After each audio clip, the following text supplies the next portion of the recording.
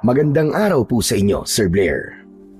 Lalong-lalo na po sa mga giliw ninyong tagapakinig at taga-suporta sa inyong mga YouTube channel na The Voice Addict at mga kwento ni Apong Isaac.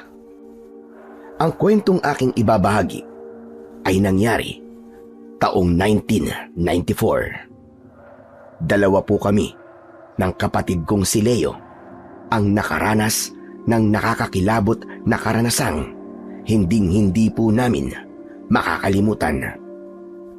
Naging kahindik-hindik ang pangyayari nang masaksihan namin ang pagkamatay ng mga magulang namin mula sa kamay ng mga aswang na dalaga.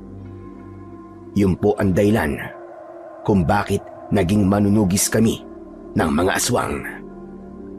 Kilalanin niyo na lamang po ako sa pangalang Ador.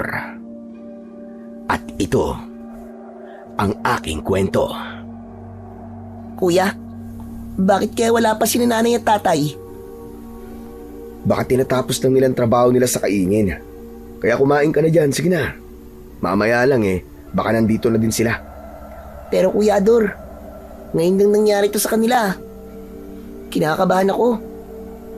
Bakit ka naman kakabahan? Pambihira ka. Wala namang mangyayaring masama kina nanay at tatay. Iba kasi ngayon, kuya. Dati kasi alas 4 pa lang ng hapon, nandito na sila. Pero ngayon, alas 7 na ng gabi, wala pa rin sila. Ano ka ba? Kung ano iniisip mo, pati tuloy ako kinakabahan na rin Ang mabuti pa, ipagdasal na lang natin na walang mangyaring masama sa kanila. Sana nga, kuya. Wala, sige na, kumain ka na dyan. Paano ka, kuya? Hindi ka ba kakain? Hindi na. Nawalan na kasi ako ng ganang kumain dahil sa mga pinagsasabi mo Kasalanan mo kasi. Pinagmasdan ko na lang ang sunod-sunod na pagsubo ng kanin ng kapatid kong si Leo. Bakas sa mukha niya ang matinding pag-aalala para sa mga magulang namin. Tama naman ang mga sinabi nito dahil ngayon lang nangyari ang bagay na ito sa kanila. Kinabahan ako, lalo pa at maraming bali-balita ang kumakalat sa baryo namin tungkol sa mga taong bigla na lamang nawawala at hanggang ngayon ay hindi pa rin nakikita. Ayokong dumating ang araw na ang mga magulang naman namin ang mapunta sa ganong kalagayan. Hindi ako nagpahalata sa kapatid ko na masama na rin ang iniisip ko. Upang makaiwas, tumayo ako at lumapit sa pintuan. Tumanaw ako sa labas ng bahay kung saan ay kalat na ang dilim sa paligid. Kuya, anong iniisip mo? Ano pa ba? Di yung sinabi mo kanina. Kita mo na? Nag-aalala ka rin sa kanila, no? Kasalanan mo to Imbis na hindi ako nag-aalala Ay nako, ewan. Kung ano kasing lumalabas dyan sa bibig mo Kasi naman, kuya bigla talaga akong kinabahan. Bawas-bawasan mo kasi ang pag-iisip sa mga negatibong bagay. Yung mga positibo lang ang isipin mo. Bakit ba, kuya? Sinasabi ko lang naman kung ano yung nararamdaman ko Kanina pa kasi ako kinakabahan. Kung alam ko lang kung saan sila nagtatrabaho, baka ako na nga mismo magalap sa kanila Ay nako, pambihira naman talaga, oo. Sige na nga, ako na. Ako na ang susundo sa kanila. Talaga, kuya? Oo na. Kaya maiwan ka muna rito sa bahay Asikasuhin mo na lang ang pinagkainan mo. Itabi mo ang ulam at baka kainin ng pusa. Opo, kuya. Pero kuya, ano sana gusto ko sanang sumama? Wag na. Walang maiiwan dito sa bahay Sige na nga. Basta kuya, bilisan mo lang dun Oo. Tsaka wag kang susunod Tatamaan ka talaga sa akin. Opo, kuya. Mag-iingat ka Isang tango ang itinugon ko sa sinabing yun ng kapatid ko. Maya-maya pa, kinuha ko ang itak na nakasabit sa dingding sa likod ng pinto namin. Pero, nang itatali ko na, Ang kaluban nun sa bewang ko, bigla kong narinig ang boses ng mga magulang namin sa labas ng bahay. Malayo pa lang, sumisigaw na sila. Tulong, yun ang salitang narinig ko. Habang tinatawag nila ang mga pangalan namin, sabay kaming napasilip ni Leo sa pintuan at mula nga sa kinatatayuan namin ay nakita naming humahangos ang mga ito sa pagtakbo. Kuya, nandito na sila nanay at tatay. Yes, salamat naman. Pero kuya, tignan mo. Bakit kaya sila nagmamadali? Para bang may humahabol sa kanila? Pero wala naman akong nakikita. Ano ba pinagsasabi mo, Leo? Baka humihingi lang sila ng tulong dahil madilim sa bahagi ng kinaroroonan nila. Baka kailangan nila ng ilaw. Hindi kuya. Ayun o. Si tatay. Halos silayin niya ang kamay ni nanay dahil sa pagmamadali. Hindi ako nakatiis na hindi tignan ang kinaroroonan ng mga magulang namin. Nakita kong tumatakbo nga sila papalapit sa bahay namin. Pagsapit nila sa kinaroroonan namin ni Leo, halos masira ang pinto namin sa biglang pagsara ni Tatay Ignacio.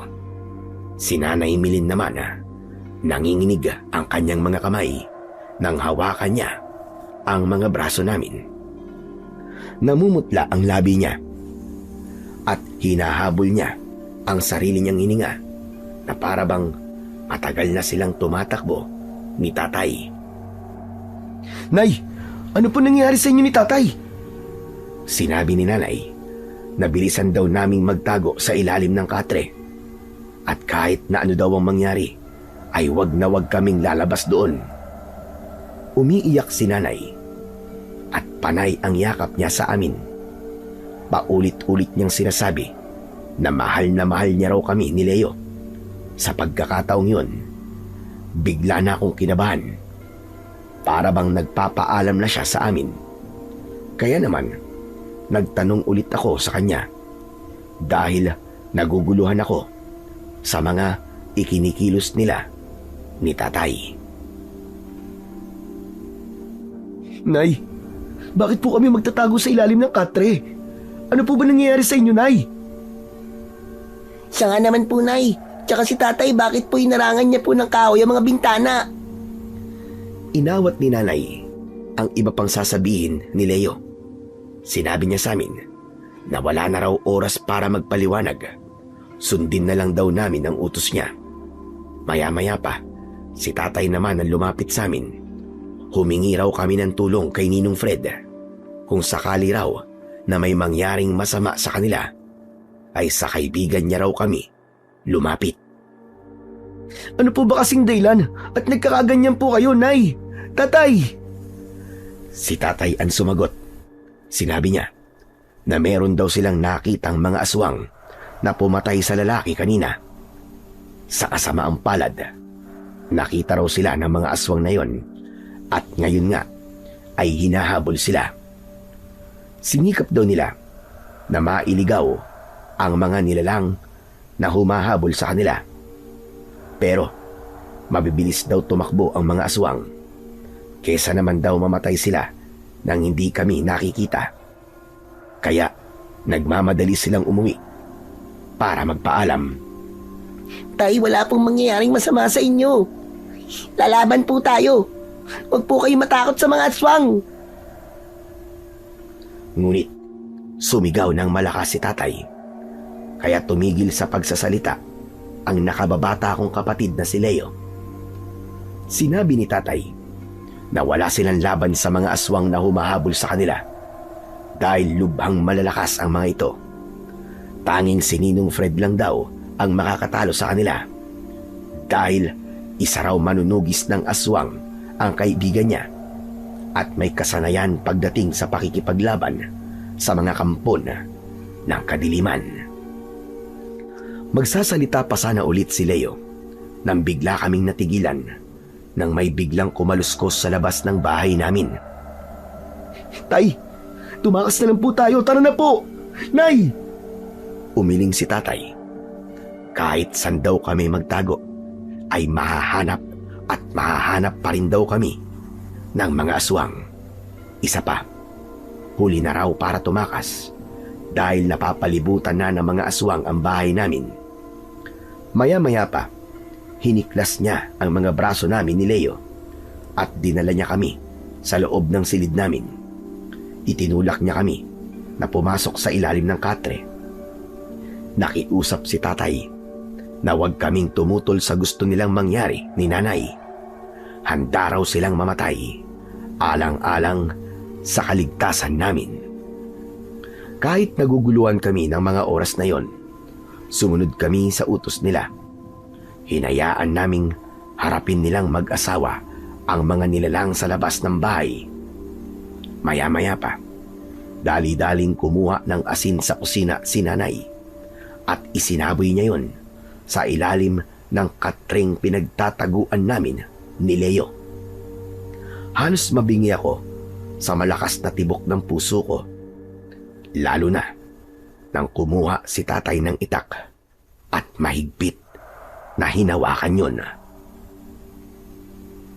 Kuya, natatakot ako. Baka mapahamak si nanay at tatay. Magdasal na lang tayo na walang mangyayaring masama sa kanila, Leo. Pinutol ng malakas na kutkot sa dingding ang mga sasabihin ko. Kasunod ng pag-atras ni nanay at tatay habang nakatingin sila sa pintuan. Si nanay na nakakapit sa braso ni tatay ay panay ang sulyap sa amin. Naisip ko, bakit hindi na lang sila magtago kasama namin? Hindi ko naiintindihan kung bakit mas pinili nilang harapin ang mga aswang kung pwede naman silang magtago na lang.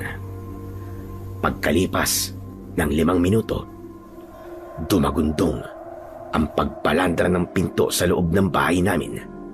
Kasunod ng pagkawasak ng mga bintana. Pumasok ang mga nilalang na may matutulis na tenga at ang mga kuko sa daliri ay singtutulis ng patalim. Mahaba din ang kanilang ilong na parabang karit at lumilikha sila ng huni na parabang sa mangkukulam. Humigpit ang kapit ko sa kamay ni Leo, lalo na nang inatake ni tatay ng taga ang isang aswang na unang pumasok sa loob ng bahay namin. Pero tinamaan sa balikat si tatay ng kagat ng aswang. Napasigaw siya sa labis na sakit. Tinulungan siya ni nanay, pero maging ito ay inatake rin ng kagat sa dibdib. Sabay silang bumagsak sa sahig. Kahit nakahiga na sila, sinikap pa rin nilang lumaban sa mga ito gamit ang kanilang kamay at paa. Ngunit sadyang malalakas ang mga aswang, kaya wala rin silang nagawa. Gusto ko nang lumabas sa pinagtataguan namin para tulungan sila. Ngunit naisip ko na baka pati si Leo ay mapahamak din. Siguraduhin ninyo na walang ibang makakakita sa gagawin natin sa kanila. Huwag kayong mag-iiwan ng bakas. Hanggat maaari, kailangan mailihim sa kapatid ko ang pagpatay sa kanila. Walang tigil sa pag-angil at pagtawa ang ginawa ng aswang na nagsalita kanina. Tumulo sa saig ang malapot niyang laway na may bahid pa nga ng dugo. Pagkatapos, yumuko siya at walang awa niyang winakwak ang tiyan ng nanay ko gamit ang matutulis niyang mga kuko. Nagkikikisay ang katawan ni nanay habang hinuhugot ng aswang ang lamang loob nito. Nakatingin sa amin si nanay at kitang-kita ko ang pagsuka niya ng dugo. Pagkatapos, kinagat ng aswang ang daliri ni nanay. Saka sinipsip ang dugo nito. Halos hindi ko magawang tignan kung paanong pinatay si nanay. Para akong mababaliw ng mga sandaling yon. Si tatay naman ay pinagtulungan ng mga aswang na lantakan ang kanyang laman loob. Akala namin ang paglantak lang sa kanilang laman loob ang makikita namin ni Leo. Yung pala, dudukutin din ang kanilang mga mata saka inilagay sa garapong hawak ng pinuno ng mga aswang. Nakita kong isinilid niya yon sa kanyang bulsa. Sa pagkakataong yon, halos mandilim na ang paningin ko dahil sa brutal na sinapit ni nanay at tatay. Binalot ng matinding galit ang dibdib ko, ngunit wala akong magawa para tulungan sila. Sige na! Tapusin niyo na yan! Bilisan niyo! Habang nakatingin ako sa mga magulang kong nakadapa sa sahig at wala ng buhay, hindi ko na malayang umaagos na pala ang luha ko sa pisngi. Pagtingin ko kay Leo, nanginginig ang katawan niya habang nakasubsob sa sahig ang mukha niya. Tulad ko, ayaw niya ring makita ang eksenang yon. Pigil ang boses niya para hindi siya sumigaw. Pagkatapos nalapain ng mga aswang ang katawan ni nanay at tatay, hinalugog nila ang bawat sulok ng bahay namin. Kaya napaatras kami ni Leo sa mas madilim na bahagi ng ilalim ng katre. Ilang saglit pa, pumasok sa silid namin ang pinuno ng mga aswang. Sumisinghot siya na para bang aso. Nang tangka na sana siyang titingin sa ilalim ng katre, merong sumigaw sa labas ng bahay namin. Boses yun ni Ninong Fred. Ang narinig ko, saka lang ako nakahinga ng maluwag nang mabilis na lumabas ng silid namin ang pinuno ng mga aswang at dumaan ito sa bintana para doon tumakas. Nakita naming pumasok sa loob ng bahay si Ninong Fred. Tumutulo pa sa saiga ang dugo mula sa sandata nito na ginamit niya para patayin ang mga aswang sa labas. Para siyang nagtatabas ng tubo nang atakihin niya ang mga halimaw. Napuno ng ingay ang loob ng bahay namin mula sa mga aswang na pinupugutan ng ulo ni Ninong Fred. Mga halimaw kayo! Uubusin ko kayong lahat! Halos pagluray-luray niya ang katawan ng mga ito dahil sa labis na galit. Wala siyang itinarang buhay sa mga aswang na naiwan sa loob ng bahay namin. Halos tumagal pa nga ng kalahating oras ang pakikipaglaban ni Ninong Fred sa mga halimaw. Napakahusay niya talagang makipaglaban at halos lahat ng mga aswang na inatake niya ay pinugutan talaga niya ng ulo. Nang matapos ang gulo, lumabas kami sa pinagtataguan namin. Nang hina si Ninong Fred nang malaman niyang nakita namin ang sinapit ng mga magulang namin. Halos magsabid ang paa ko sa paglapit sa katawan ni nanay at tatay.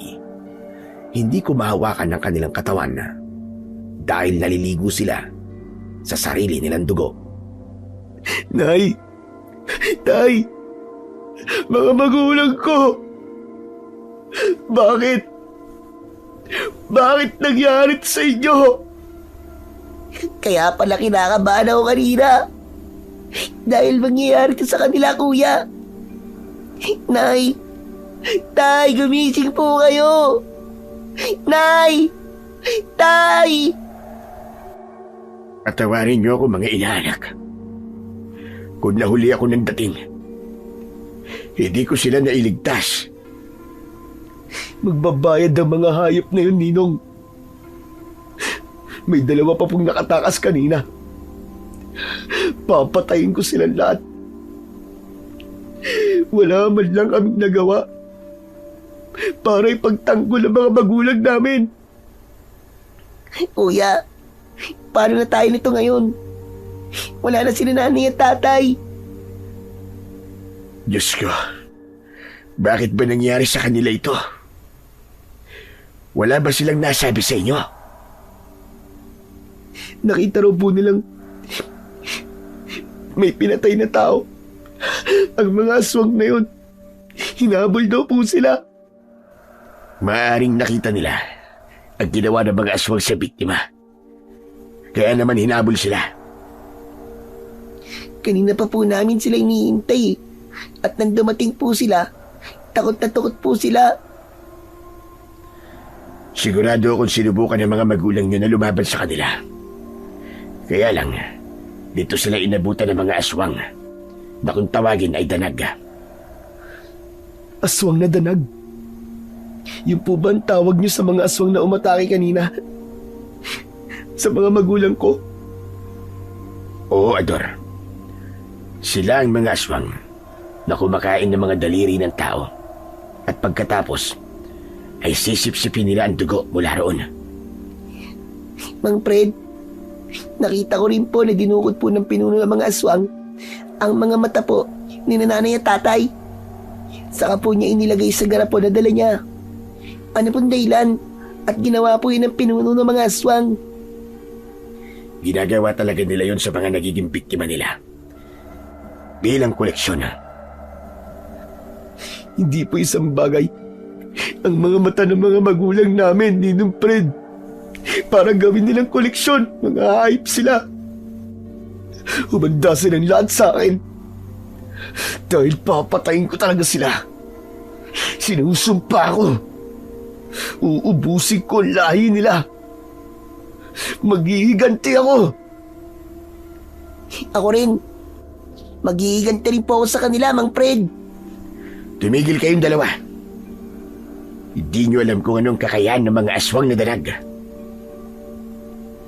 Kahit na ano pa pong kakayahan nila, bibigyan ko po ng hustisya ang nangyari kina nanay at tatay.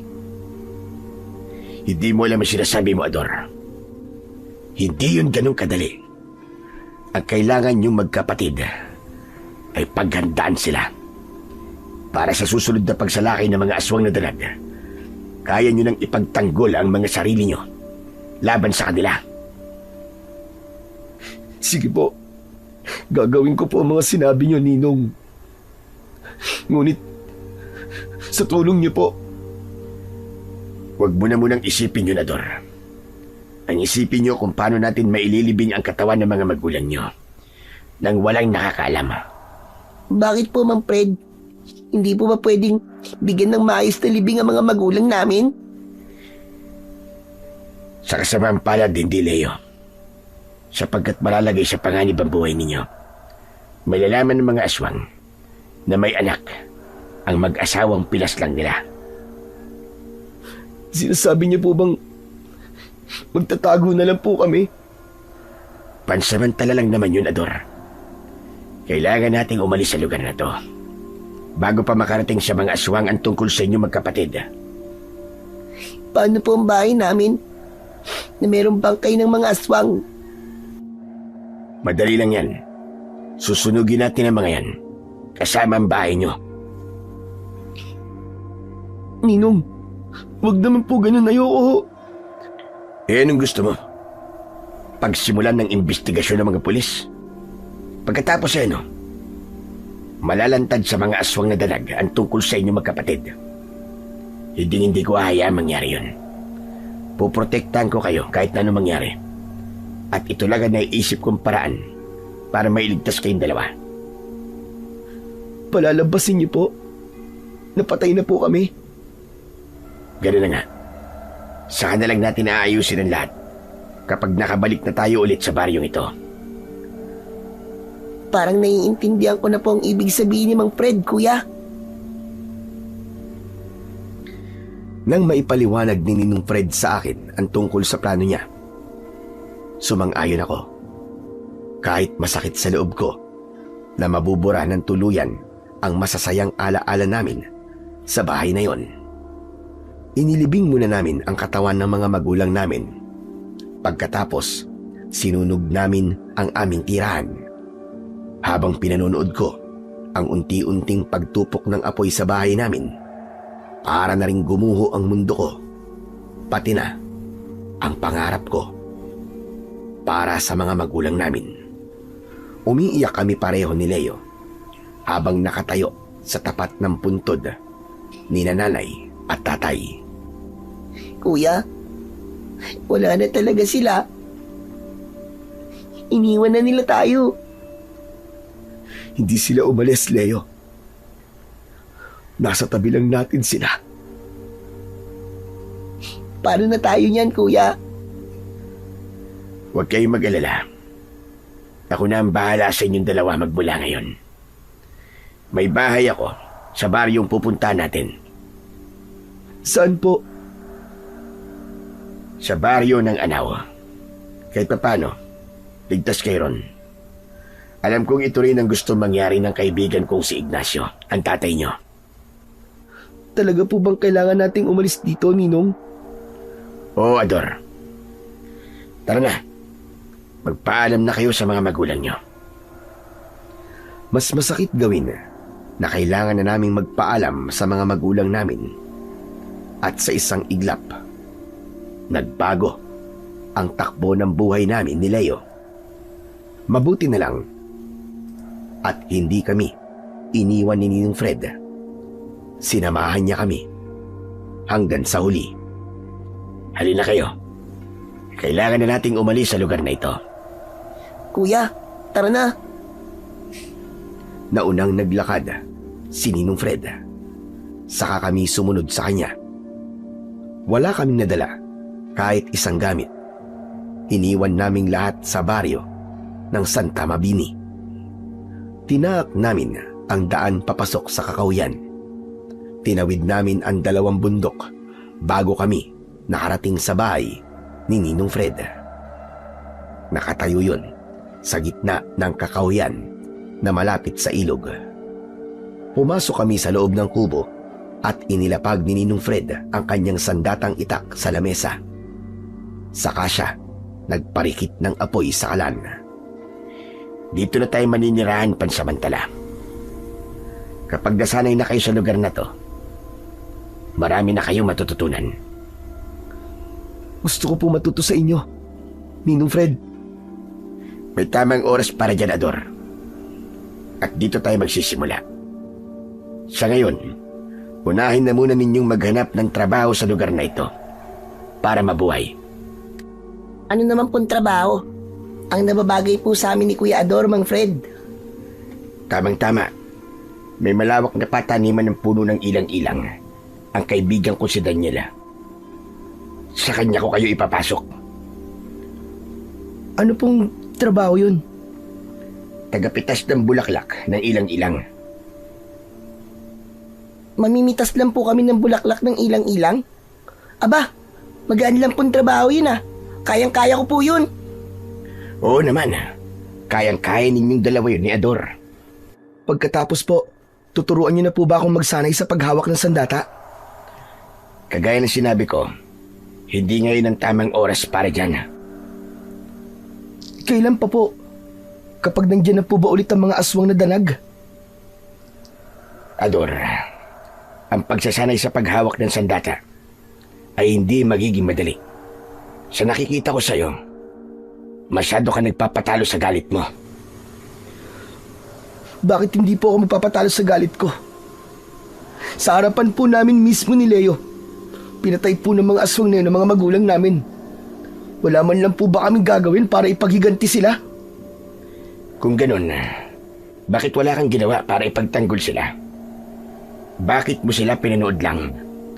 Kung talagang matapang ka, kagaya ng ipinapakita mo sa akin ngayon, bakit namatay sila habang naroon ka? Natigilan ako sa mga sinabi ni Ninong Fred. Para bang may libo-libong kutsilyo na tumusok sa puso ko. Pakiramdam ko, sinisisi niya ako dahil wala akong ginawa para ipagtanggol ang mga magulang ko. Pero biglang nagsalita si Ninong Fred. O diba? Natigilan ka bigla. Dahil alam mo sa sarili mo na hindi mo sila kaya. Tama ba ko? Sinasabi niyo po bang mahina ako, Ninong? Oo, Ador. Dahil ang pagiging manunugis ng mga aswang, hindi basta galit lang ang pinapairal. Kailangan mo ng tapang at diskarte. Dahil kapag nasa aktwal na labanan ka na, isa pa yan sa magiging dahilan na ikakapahamak mo. Naiintindihan mo ba ang sinasabi ko, ha, Ador? Kuya Ador, parang alam ko na po ang ibig sabihin ni Mang Fred. Gusto po niyang ipaalam sa'yo na ang pagsasanay sa pakikipaglaban ay hindi makukuha ng madalian. Kailangan ng panahon para sa pag-iensayo. Tama si Leo, Ador. Kung yun po ang ibig niyo sabihin, bakit ang dami niyo pa pong sinabi? Iba tuloy ang naramdaman ko eh. Iniisip ko tuloy ngayon na sinisisi niyo ako sa mga nangyari. Sige po, lalabas na muna ako ng bahay. Sadyang umiwas ako para hindi na humaba ang pagtatalo namin. Aaminin ko, nasaktan ako sa sinabi ni Ninong Fred. Para kasi akong sinampal ng katotohanang naging duwag ako ng mga oras na pinatay ang mga magulang ko. Dahil masama ang loob ko, naisip kong maglakad-lakad muna sa lugar na yon hanggang sa nakarating ako sa isang malaking bahay na merong barbed wire sa paligid. Pagpasok ko pa lamang sa loob, ay naamoy ko na ang mabangong bulaklak ng ilang-ilang. Teka, hindi kaya ito ang lugar na sinasabi ni Ninong Fred? Pag-aari daw ng kaibigan niyang nagngangalang Daniel? Iginala ko ang paningin ko sa paligid. Marami akong nakitang mga binatang may hawak na panungkit. Pinanood ko sila habang nag-aani sila ng mga bulaklak ng ilang-ilang. Hindi nila ako napapansin dahil abala sila sa trabaho. Gamit ang panungkit, inisa-isa nila ang mga puno ng ilang-ilang para abutin ang mga dilaw na bulaklak. Higit 7,000 puno ng ilang-ilang daw ang nakatanim sa buong baryo ng Anaw. Kaya kinikilala ito bilang ilang-ilang capital ng probinsya ng Tarlac. Napalingon ako sa likuran ko nang marinig ko ang boses ni Ninong Fred. Kasama niya si Leo. Hindi ko namalayan na sumunod pala sila sa akin. Ninong, ano pong ginagawa niyo rito? Umalis ka kanina eh. Kaya sinundan ka namin ni Leo. Baka maligaw ka kasi dahil hindi mo pa kabisado ang lugar na ito. Pasensya ka na kung naging masama ang dating sa'yo nung mga sinabi ko. Wala po yun. Totoo naman po ang sinabi niyo eh. Naging duwag ako. Ay nako, kasasabi ko lang, di ba? Bueno, at narito ka na lang din naman. Hayaan mong igala ko kayo sa buong farm ng kaibigan kong si Daniel.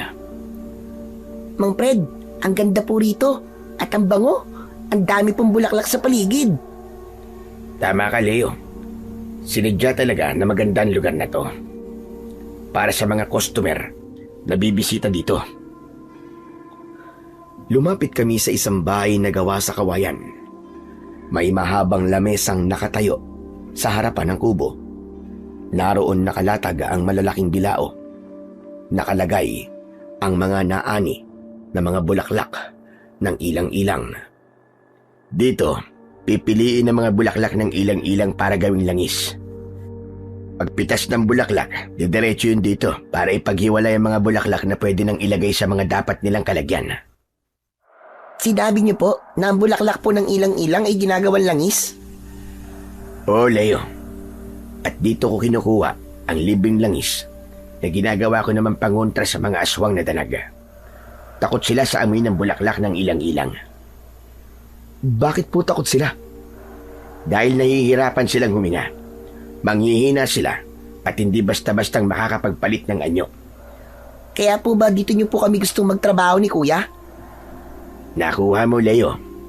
May dahilan kung bakit dito ko kayo ipapasok ng trabaho. Ano pong ibig niyo sabihin, Ninong? Ito ang gagamitin yung dahilan para makahanap kayo ng mga aswang dito. Para mapilayan ang kalaban. Unahin natin bawasan ang kanyang puwersa. Diyos ko, wala po akong kaalam-alam na ito na po pala ang plano niyo. Kaya nga wag basta sumama ang loob mo nang hindi mo inaalam ang dahilan. Ang galing po ng naisip niyo, Mang Fred. Kaya pagbutihan yung dalawa. Huwag kayo magpapahalata sa totoong pakay nyo sa lugar na to. Teka, parang sinasabi niyo po na may aswang din dito, Ninong. Tama ka, Dor. Ang totoo niyan ay hindi tayo lumayo sa mga aswang, kundi mas lumapit pa tayo para pigilan sila. Dahil ang totoo, dito talaga sila nagtatago. Para hindi sila paghinala ang mga aswang. Magkukunwari silang hindi takot sa bulaklak ng ilang-ilang. Ganon din ang gagawin natin. Lalapit tayo sa kalaban para pilayan ang puwersa nila. Ang galing po ng naisip nyo, Mang Fred. Talagang nagulat ako nang marinig ko ang bagay na yon sa ninong ko. Lihim tuloy akong humanga sa diskarte niya. Ilang oras din kaming inilibot ni Ninong Fred sa tanimang yon at nakilala ko rin ang kaibigan niya na si Mang Daniel. Mabait ang lalaki at agad niya kaming tinuruan ng mga gagawin. Alam niya rin ang nangyari sa mga magulang ko.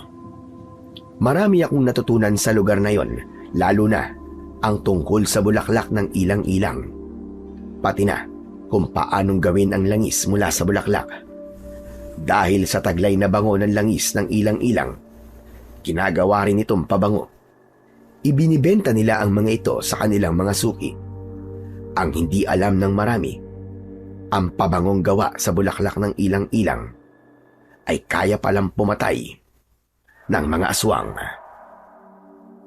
Pagkatapos na maipaliwanag sa amin ni Ninong Fred ang tungkol sa magiging trabaho namin, bumalik na kami sa bahay. Halos maghapon kaming nag-ayos ng bubong at dingding ng bago naming tirahan. Saka kami nagpahinga at natulog. 2 linggo ang mabilis na lumipas. Simula nang lumipat kami sa baryo ng Anao. Naging maganda naman ang ilang araw namin sa trabaho.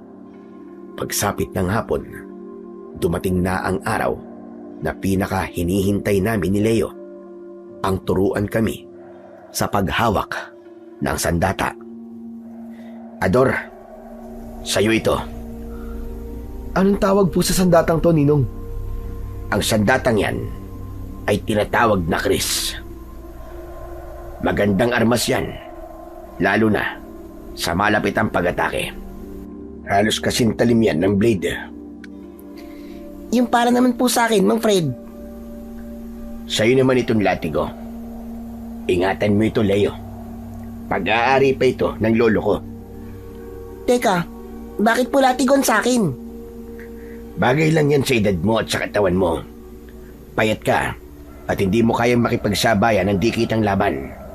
Mas mainam kung malayo pa lang ang kalaban mo ay magagawa mo na silang pabagsakin. Pagsasanay pa lang naman po tayo, di ba? Oo. Kapag natutunan nyo na kung paano gamitin ang sandata, ituturo ko naman sa inyo ang paglalagay ng pangontra ng mga aswang sa mismong armas ninyo. Teka, sandali lang po, Ninong. Bakit naman po hiwa-hiwalay pa? Sus, umiral na naman ang pagiging mainipin mo. Hindi madali ang paglalagay ng pangontra sa sandata. Kailangan ng matinding konsentrasyon para sa orasyong magbibigay ng bisa sa mga pangontra. Ganun po ba yun? Ang akala ko po kasi, madali lang po yung sinasabi nyo eh. Wala, sige na. Lumapit na kayo sa mga target nyo.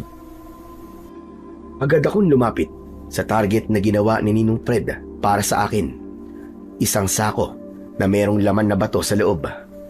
Napatingin ako kay Ninong Fred dahil nagtataka ko kung bakit yun ang gagamitin kong target. Sige na, Dor. Atakihin mo na ang isang sako ng mga bato. Susukatin yan ang tibay ng kamay mo. Nang maintindihan ko ang ibig sabihin ni Ninong Fred, inatake ko ang sakong nasa harapan ko. Unang pagsaksak ko, ramdam ko na kagad ang sakit na bumabalik sa kamao ko.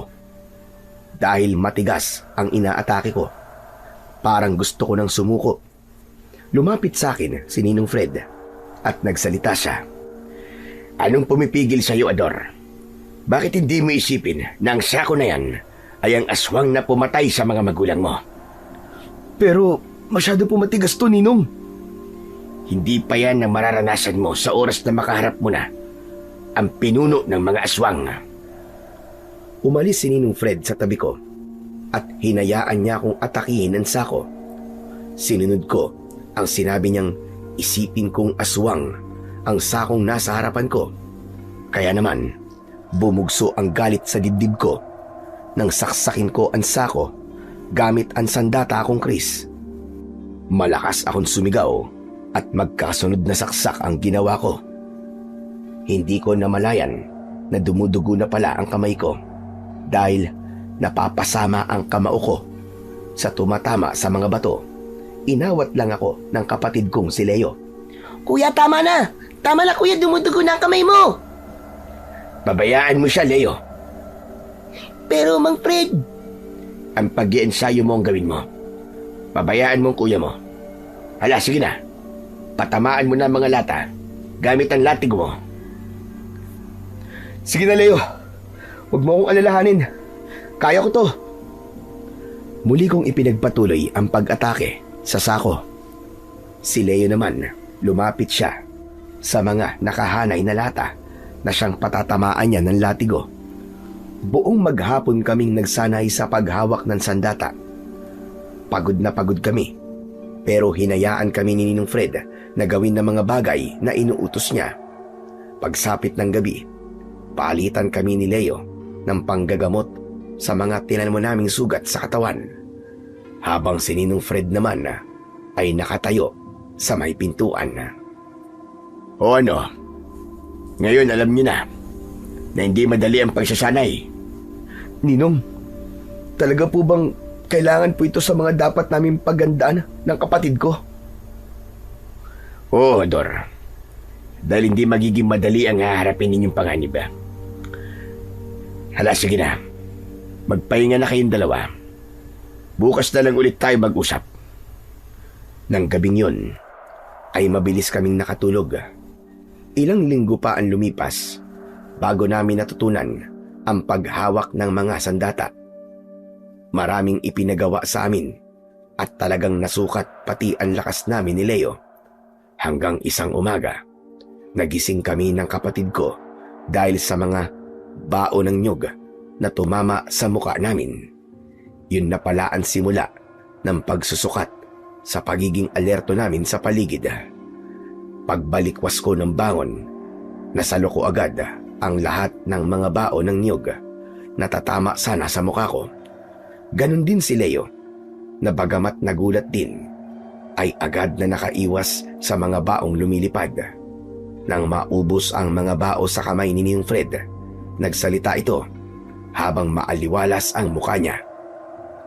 Mahusay ang mga ipinakita niyo sa akin.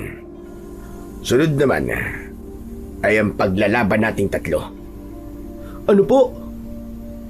Magiging ganap ang husay ninyo kapag natalo niyo ako sa isang laban. Nagkatinginan kami ni Leo. Alam namin ang kakayahan ni Ninong Fred. Bigla akong kinabahan dahil alam namin yun ang pinakamatinding laban na haharapin namin. Di naman po siguro ninyo kami paglalabanin ni Leo, no? Ninong Fred. Sa laban, walang kapatid, walang kamag-anak o kaibigan.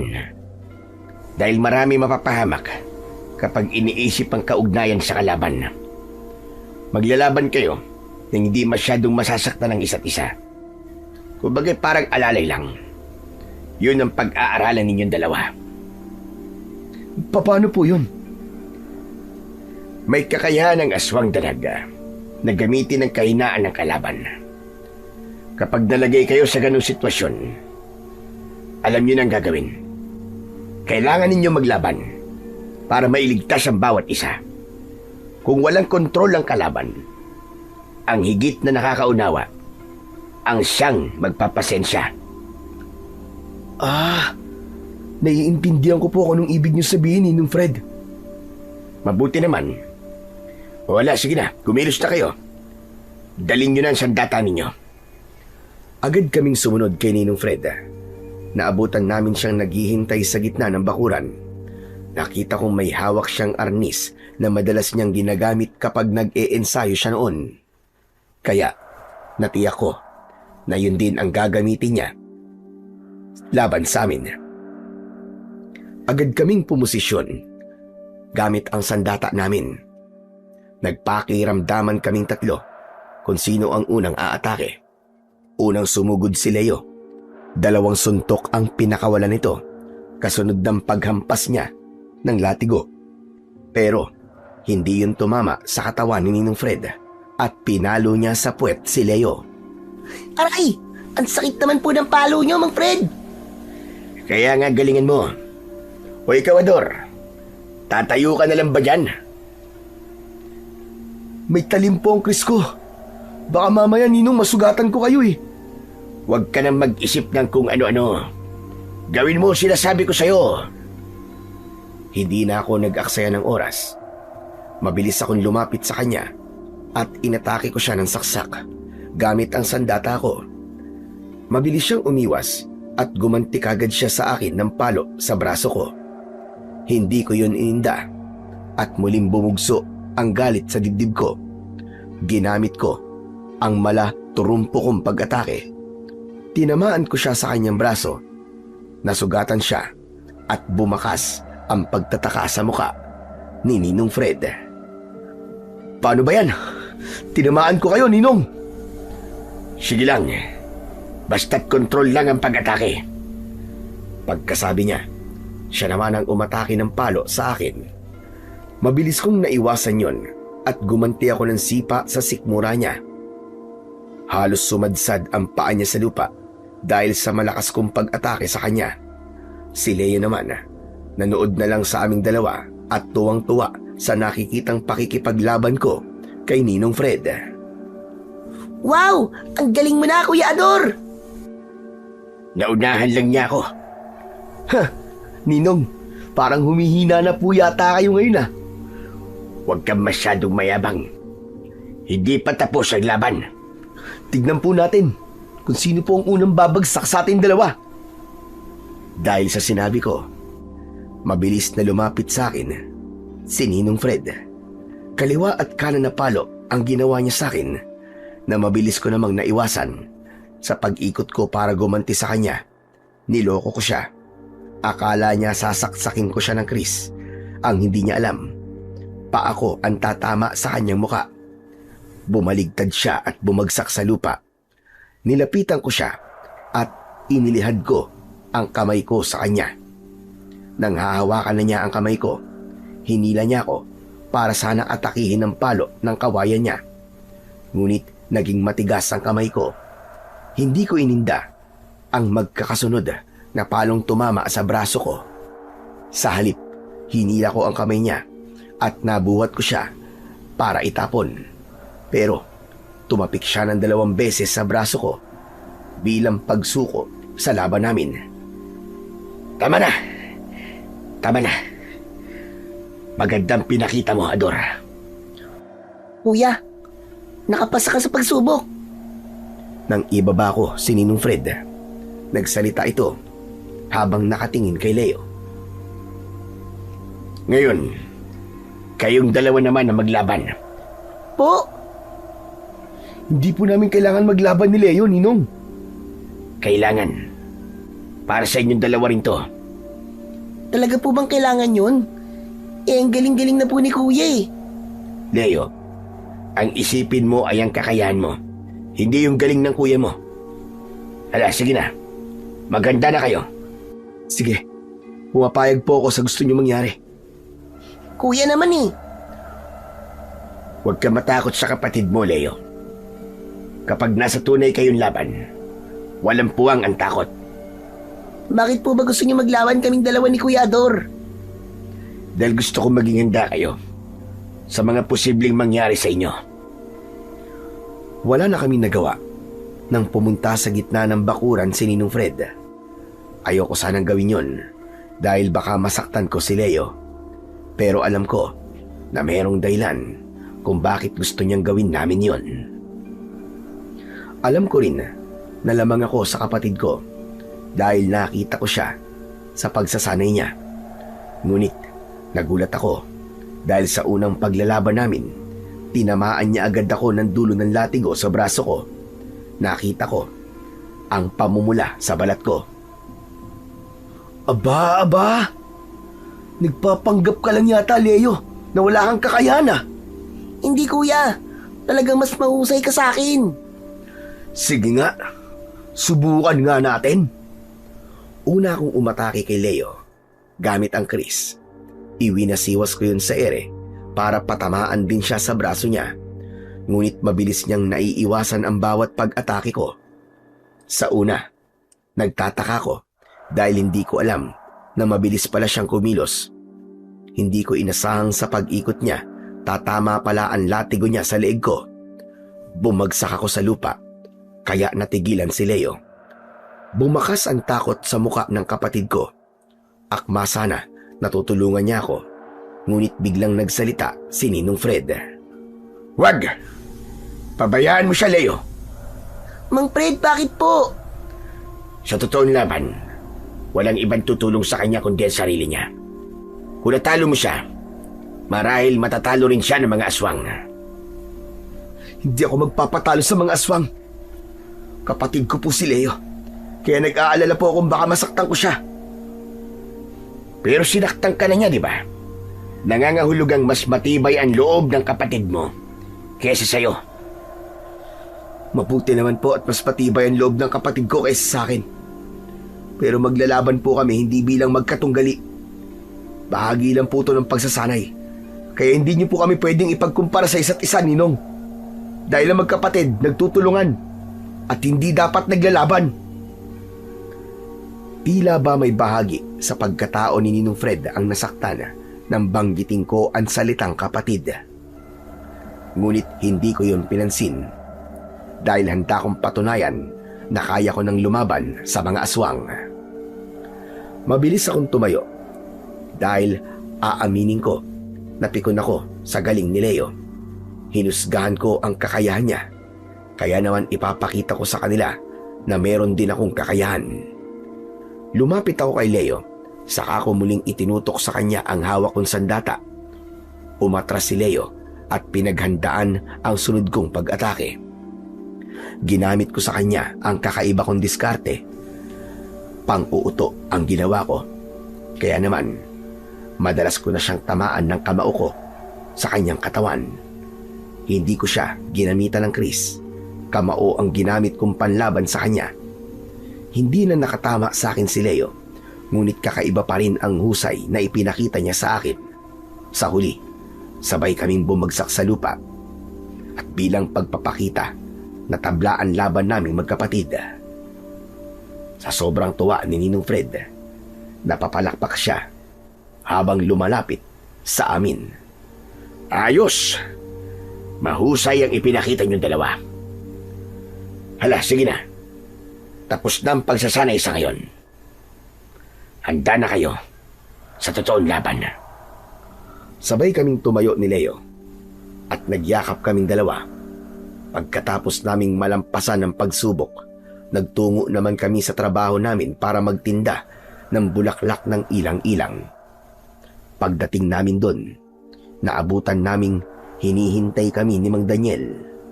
Sinabi nito na akala raw niya ay hindi kami papasok sa trabaho dahil nahuli na kami ng dating. May inasikaso lang po kami, Mang Daniel.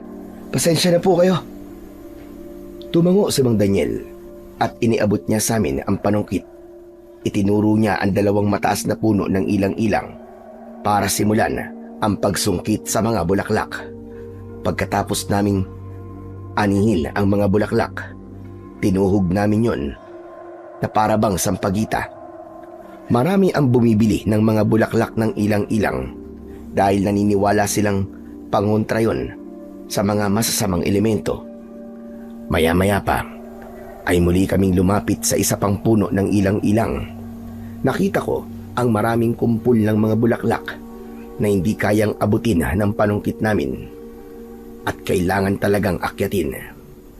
Kuya, huwag ka lang umakyat at baka mahulog ka pa eh. Hindi yan, ano ka ba? Sanay akong umakyat, no? Bahala ka nga, ang taas kaya niyan. Leo, sayang to. Tsaka, baka mapahiya pa tayo kay Mang Daniel kapag magtitira tayo ng bulaklak na pwede nating anihin. Oo na, ikaw nang bahala kuya. Basta kapag nahulog ka dyan ha, pababayaan talaga kita.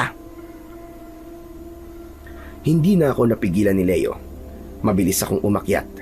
Pagdating ko sa dulo ng puno, Hindi ko napansing bulok na pala ang sangang natuntungan ko. Sakto naman yun na nahawakan ko na ang mga bulaklak na nakita ko.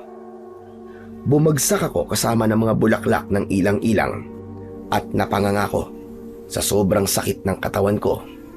Pero ang ipinagtataka ko, merong matigas na bagay na pumasok sa lalamunan ko. Napaubo ako at napabalikwas din ng bangon. Malakas namang napasigaw si Leo dahil sa labis na pag-aalala. Tumakbo siya papalapit sa akin. Yan! Sabi ko na kasi sa'yo eh. Ano kuya, ayos ka lang ba? Aray ko, mukha ba akong ayos ha? Ang sakit ng balakang ko. Aray, nabalian yata ako. Yan kasi, bakit ba naman kasi inakyat mo pa eh? Hindi ka kasi nakinig sa akin eh. Tumigil ka na nga. Ang sakit na nga ng katawan ko, sinisisim pa ako. Teka, oo nga pala. May nalunok ako matigas na bagay na parang buto. Anong nalunok mo kuya? Ewan ko nga, basta para bang buto tas malamig, walang lasa. Kaya lang, nakakadiri. Ang pangit ng lasa. Baka naman ipot ng ibon yun kuya. Sige, mang-asar ka pa. Sigurado ako na hindi dumi ng ibon yung nalunok ko. Matigas eh. Halika na nga, aalalayan na lang kita tumayo. Aray. Ang sakit talaga ng balakang ko, Leo. Teka, ay, parang nahihilo ako. Hindi ko na natapos ang sasabihin ko. Nandilim na kagad ang paningin ko at nawalan ako ng malay sa braso ng kapatid ko. Nagising ang natutulog kong diwa sa mabangong amoy na nakatapat sa ilong ko. Pagmulat ko ng mga mata, nakita ko ang maliit na boteng hawak ni Ninong Fred. Naramdaman ko ang katre sa likod ko. Napansin ko rin nakalat na ang dilim sa paligid.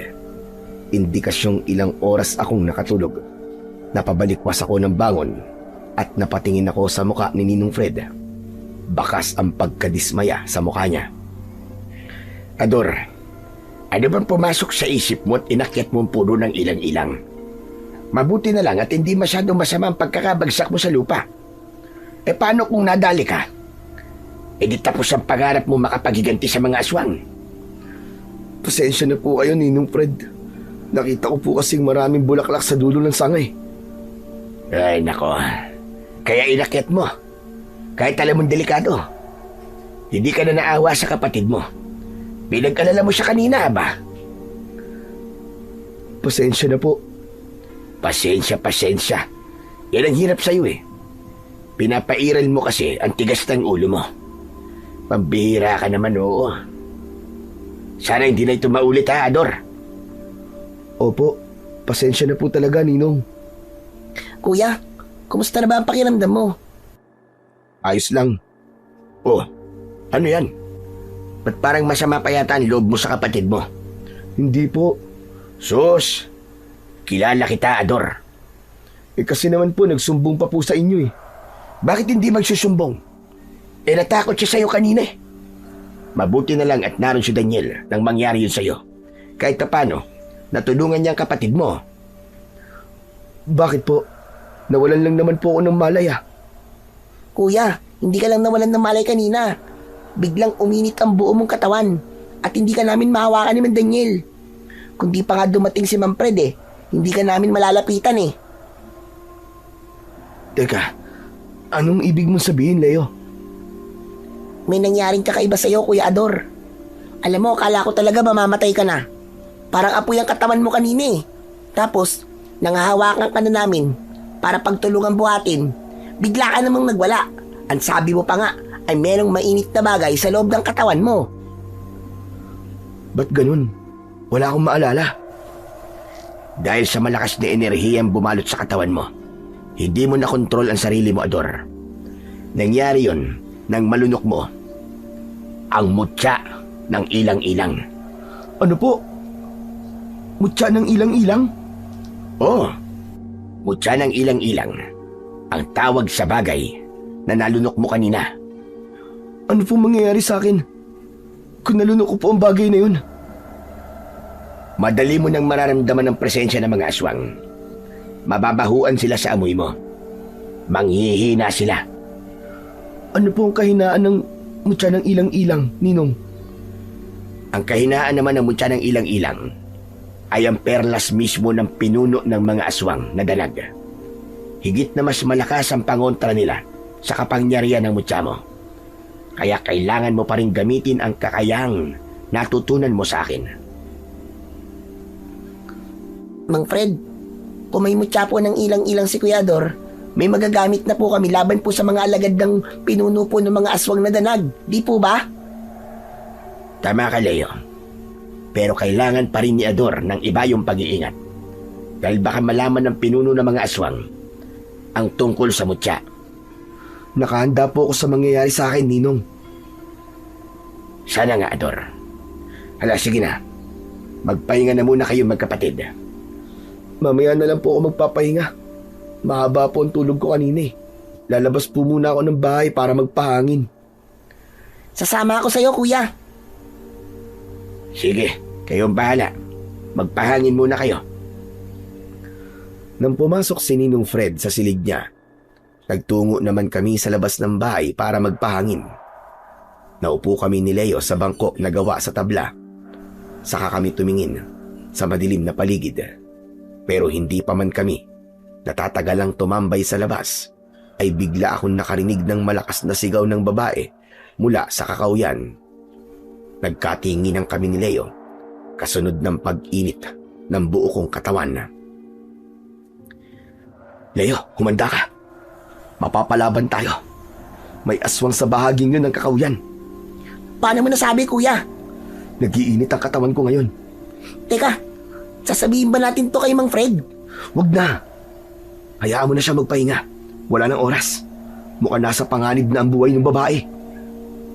Hindi ko na hinintay na magsalita pang muli si Leo. Mabilis akong tumakbo papunta sa pinagmumulan ng ingay. Luminaw ang paningin ko dahil sa mutyang nasa loob ng katawan ko. Naaamoy ko rin ang masangsang sa paligid habang naririnig ko ang malakas na sigaw ng babae sa may di kalayuan sa aming kinaroroonan. Kasunod ko si Leo na tinanggal ang latigong nakapalupot sa kanyang bewang. Tulong! Tulungan niyo kami! Saklolo! Dahil dun ay binilisan pa namin ng pagtakbo. Nauna si Leo, sinundan ko ang bakas ng babae. Sa kakahuyan kami, dinala nun. Nakita ko ang babaeng buntis. Kinakaladkad siya ng 2 aswang na danag, habang ang asawa niya ay pigil-pigil ng 2 pang aswang. Hoy! Bitiwan niyo sila! Kuya, marami sila. Anong gagawin natin? Gamitin mo lahat ng mga natutunan mo. Ikaw na ang bahala doon sa lalaki. Ako na ang bahala sa babae. Sige na, dali! Mabilis na sumugod si Leo sa kinaroroonan ng mga aswang na may hawak sa tigkabila ang braso ng lalaki. Ako naman ay sinundan ko ang babaeng kinakaladkad ng mga aswang papunta sa madilim na bahagi ng kakahuyan. Tumalon ako ng mataas papunta sa harapan nila. Nang maamoy nila ako, nang hina sila. Kaya sinamantala ko ang pagkakataong atakihin sila ng tig-isang saksak sa balikat gamit ang sandata kong kris. Kaya naman, nabitiwan nila ang buhok ng babae. Napaluhod sila sa lupa. Sinubukan nilang gumanti sa akin ng kalmot, pero pinutol ko ang kanilang mga daliri.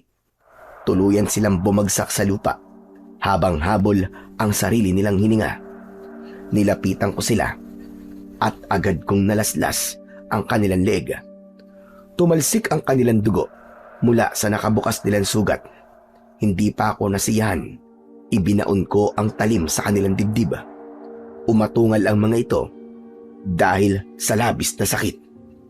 Kuya! Tulong! Napalingon ako sa gawin ni Leo. Pinagtutulungan na siya ng mga aswang na dalaga. Naalala ko na hindi pala marunong si Leo sa malapitang laban dahil nasanay siya sa paghawak ng latigo. Kaya naman, mabilis akong sumugod sa kanilang kinaroroonan at inatake sila ng saksak sa kanilang katawan. Paglapit ko, sabay-sabay silang nagtaklob ng palad sa kanilang ilong. Pinapanood ko kung paano silang nanghina at bumagsak sa lupa. Nagkikikisay ang kanilang katawan dahil sa paghahabol nila ng hininga. Nangitim ang kanilang muka. Gumapang sila palayo sa akin. Pero nilapitan ko sila at inundayan ng tig-isang saksak sa leeg.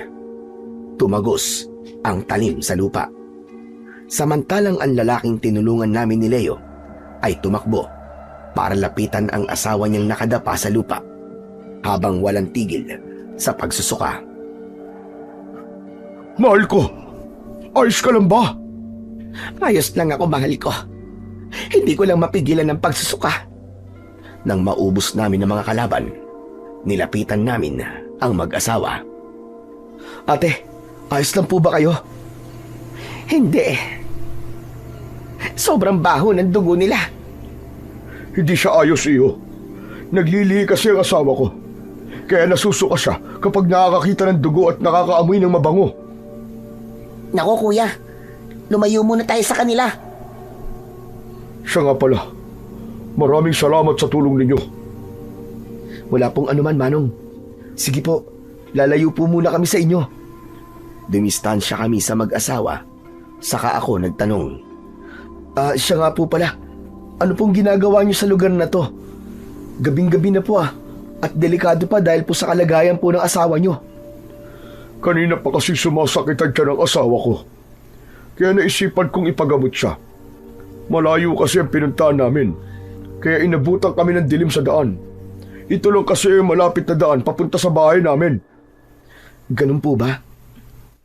O siya, sige na po. Umuwi na po kayo. Maraming salamat talaga sa inyo magkapatid. Ayos lang po yun, Manang. Magpagaling po kayo. Nang tumalikod sa amin na mag-asawa, ay napatingin ako sa gawin ni Leo. Leo, talaga bang ganun ang babae kapag naglilihi? Aba, para ka namang ewan kuya. Dapat nga alam mo yan kasi ikaw ang unang isinilang ni nanay sa mundo eh.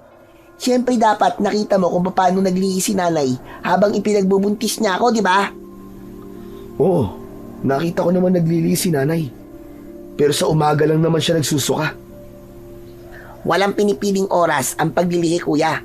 Talagang nagsusuka sila kapag nakakaamoy ng hindi maganda at hindi tanggap ng ilong nila. Teka, ano bang ibig mong sabihin sa mga tanong mong yan? Wala naman. Naisip ko lang ang mga sinabi ni Ninong Fred sa atin. Wala tayong dapat pagkatiwalaan sa mga tao rito, di ba? Oo nga, pero may tiwala ako sa mga taong tinulungan natin kanina, kuya. Tignan mo naman, mababait sila, di ba? Ewan ko. Ngayon ko lang naman sila nakilala eh. Sandali, kuya, anong gagawin natin sa katawan ng mga aswang na to? Sinulyapan ko ang katawan ng mga aswang na dalag. Nilapitan ko sila at pinagmasdan kong mabuti ang itsura nila. Hayaan natin silang masunog sa sikat ng araw dito. Isa pa, ito ang unang pagkakataon na nakapatay tayo ng mga aswang na dalag. Oo nga, kuya. Ipapaalam ba natin kay Mang Fred ang tungkol sa kanila? Oo naman. Dapat nating ipagmalaki sa kanya na nakapatay tayo ng mga aswang. Pero kuya, muntik na ako doon kanina. Kaya nga nakakainis ka. Alam mo naman na hindi mo kaya ang malapitan laban eh. Bakit naman nagpahawa ka sa mga aswang? Hindi ko naman kasi akalaing malakas sila, kuya eh. Hinila nila yung latigo ko, kaya nakaladkad nila akong papalapit sa kanila. Pero alam mo kuya, nakita kong napaso sila sa latigo ko. Mabuti na lang pala at binuhusan to ni Mang Fred ng langis ng ilang-ilang. Pasalamat ka. Mabuti na lang talaga. Bigla kong napahinto sa pagsasalita. Hindi kasi mawala sa isip ko ang tungkol sa mag-asawa kanina. Kuya Dor, bakit para yatang natigilan ka? Hindi natin nakilala ang mag-asawang yung kanina. Ano naman ang nakakapanghinayang doon, kuya? Gusto ko kasing itanong kay Ninong Fred kung may kilala siyang mag-asawang nakatirang malapit sa bahay natin. Sos, kung ano-ano lang yata tumatakbo sa isip mo, kuya eh. Kalimutan mo na nga sila. Ang mabuti pa, umuwi na tayo. At baka hinahanap na tayo ni Mang Fred. Oo nga no. Mabuti pa nga. Tara. Agad kong inakbayan ang kapatid kong si Leo at bumalik na kami sa bahay. Nadatnan naming naghihintay sa labas ng pintuan si Ninong Fred. Nang makalapit kami sa kinaroroonan niya, agad niya kaming pinagalitan. Pambihira naman kayong dalawa, oo. Saan ba kayo nagpunta? Mang Fred, dyan lang naman po kami sa may kakahuyan eh. Akala po namin natutulog po kayo. Narinig kasi akong ingay, kaya nagising ako. Tapos yun, nakita ko wala kayo rito. Pasensya na po, Ninong. Ang totoo po niyan napalaban po kami. Abay, napalaban? Saan? Mang Fred, may mga napatay po kaming aswang na danag sa kakahuyan. Ano ka mo? Iniligtas po namin yung babaeng buntis ni Ninong Fred. Aba, kundi nga po kami dumating doon, baka kung ano na po ang nangyari doon sa mag-asawa. Ang galing nga po ni Kuya Ador, Mang Fred eh. Kasi po, nagamit po niya ang mutyang nasa loob ng katawan niya. Nanghina po sila at hindi nakalaban ng naamoy po nila ako. Kaya wala pong kahirap-hirap na napatay ko po silang lahat. Aba, mahusay pala ang ginawa ninyo magkapatid. Opo, Mang Fred. Ang inaalala po namin ni Kuya yung mga bangkay po ng aswang na iniwan po namin sa kakahuyan. Huwag nyo na silang isipin. Dahil kapag sumikat na ang araw, magiging abo na ang kanilang mga katawan. Tama pala ang sinabi ko. Ay, siya nga po pala Ninong Fred. Di ba ang mga aswang po hindi po lumalabas kapag may presensya na ng araw? Hindi lahat, Ador. Ang pinuno ng mga aswang ay may kakayahang tumagal sa sikat ng araw. Pagkatapos naming mag-usap, saka lang ako nakaramdam ng antok. Kinabukasan ay maaga kaming nagtungo sa farm ni Mang Daniel para gawin naman ang sunod naming hakbang sa pagsisimula ng paghahanap namin sa mga aswang. Pero nang hawak ko na ang mga paninda naming bulaklak ng ilang-ilang, si Leo naman ang nagtataka. Kuya, magtitinda talaga tayo ng bulaklak ng ilang-ilang? Sigurado ka ba talaga? Teka, bakit ba? Hindi ba't ito naman ang pinagkasunduan natin? Hindi yun, Kuya. Iniisip ko na baka mahiya kang magtinda kasi alam mo na. Anong alam mo na? Pambihira ka naman, oo. Ano bang ibig mong sabihin? Kasi binata ka. Baka mamaya pagtawanan ka ng mga babae sa daan. Oh, tignan mo nga sila oh. Lahat sila nakatingin sa'yo. Ano ka ba naman, Leo? Nakatingin sila sa akin dahil ngayon lang sila nakakita ng kasing gwapo ko. Ay, nako, pambihira ka naman oh. Nag-angat na naman sa sariling bangko. Sus, tara na nga. Huwag mo na lang silang pansinin. Ikaw talaga, pakialamero ka ng buhay na may buhay. Binaliwala ko ang tingin sa akin ng mga babaeng nakatambay sa tindahan. Hindi ako nahihiyang magtinda ng bulaklak ng ilang-ilang dahil marangal naman ang ginagawa ko. Maya-maya pa ay sumigaw si Leo para magtawag ng mga taong bibili sa paninda namin. Hanggang sa makarating kami sa dulo ng kalsada. Bili na po! Bili na po kayo ng bulaklak ng ilang-ilang. Bagong pitas lang po. Tama na nga yung kakasigaw mo. Wala namang bahay rito eh. Meron, Kuya. Ayun oh. Inginuso sa akin ni Leo ang bibig niya at nang tignan ko ang bahaging tinitignan niya, nakita ko ang isang pamilyar na lalaki. Nagsisibak siya ng kahoy pero nang makita niya kami, ngumiti siya at itinaas niya ang kanyang kamay. Kuya, hindi ba't siya yung tinulungan natin kagabi? Dito pala sila nakatira. Aba, oo nga no. Pagkakataon na natin na makilala sila. Bakit, Kuya? Ano na naman ba ang iniisip mo? Basta, halika na. Walang nagawa si Leo. Nang hilahin ko ang kamay niya, mabilis kaming lumapit sa kinaroroonan ng lalaki. Maya-maya pa ay lumabas na rin ang asawa niya. Pareho silang nakangiti sa amin.